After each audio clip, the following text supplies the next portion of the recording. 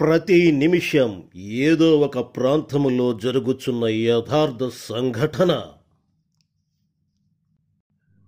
నాన్నగారు, మేము వచ్చి చాలా రోజులైంది. మాకు ఎక్కడి పనులు అక్కడే ఆగిపోయినాయి. మేము ఇక బయలుదేరుతాం. మీరు జాగ్రత్తగా ఉండండి.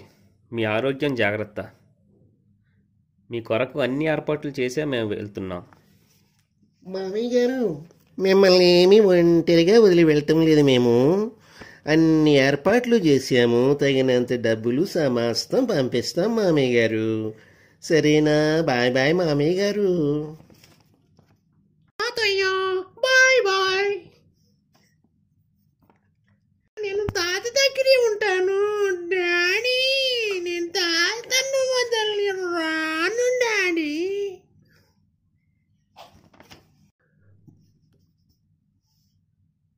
మళ్ళీ ఎప్పుడు వస్తారు?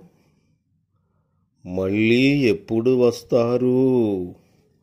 మళ్ళీ ఎప్పుడు వస్తారు? మళ్ళీ ఎప్పుడు వస్తారు? కన్నబిడ్డగా ఈ ప్రశ్నకు నీ సమాధానం చెప్పగలవా?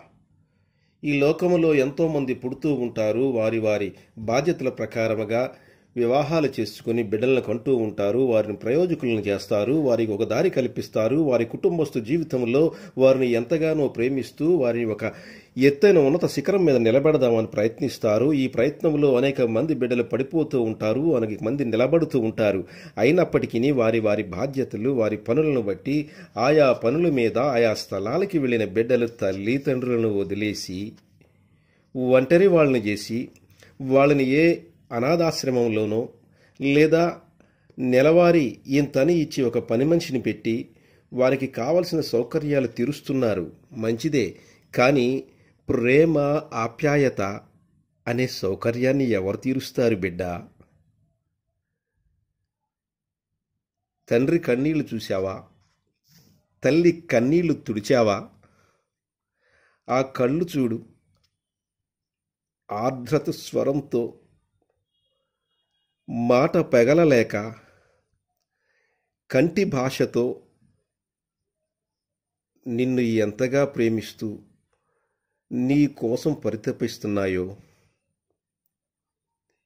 నీ తండ్రి అడిగిన ప్రశ్న, ఆయన మనస్సులోని మాట, మళ్ళీ ఎప్పుడు వస్తారు?